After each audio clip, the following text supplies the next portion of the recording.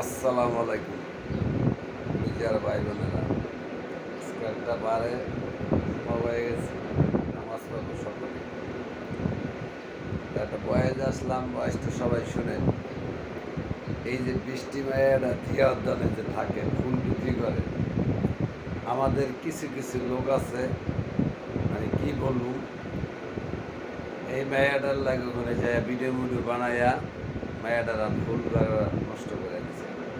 তাহলে ভাই সবার উদ্দেশ্যে বলি, বৃষ্টি ভাইরাল হয়, আপনাকে কি লাভ আছে বলেন তো? আর এই যে জিয়া উদ্যানে যায় আপনারা পরিবেশটা যে নষ্ট করেন, ঠিক আছে, ওখানে ভালো ভালো লোক যায়, ঠিক আছে, ঘুরতে যায়, মানে কি টিকটকের জায়গা বলেন তো? টিকটকের পরিবেশ ওই জিয়া উদ্যানরা বলেন, আপনারা বলেন, আপনারা ওই জায়গায় যায় যে নষ্ট করেন। আমাদের বাসা ওই জায়গায় পাশাপাশি, আমরা জীবনে একটা জিয়া উদ্যানে ভিডিও বানাই না, যাই না, ঠিক আছে, ওখানে থাকি তো আমি সবসময়, ঠিক আছে, দেখি তো জিয়া উদ্যানের পরিবেশটা, যারা টিকটক করে, ঠিক আছে, ভিডিও বানায়, পরিবেশটা নষ্ট করে ফেলাইছে। এটা কি সরকারের দোষ বলেন? বৃষ্টিরে ফুল বিক্রি করতে দেয় না, কিসের জন্য দেয় না? মায়েরা ফুল বিক্রি করতে গেলেই মায়ের কি করেন আপনারা? এরিয়া বিরিয়া করে ধরেন।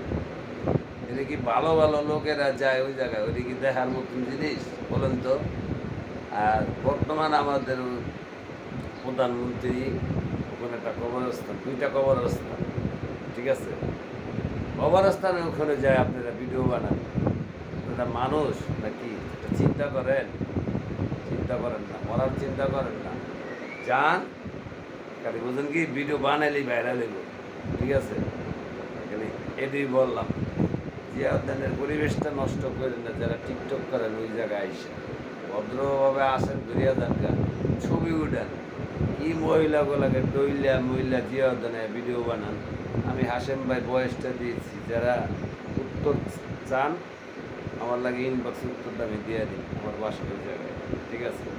আজকেও আমি ওই জায়গায় থাকবো, যারা যারা ভিডিও বানান আমি দেখবো, ঠিক আছে।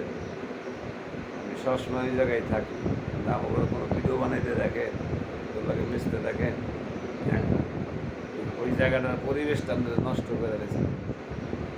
বন্ধুরা সবাই ভালো থাকবেন। আসসালামু আলাইকুম।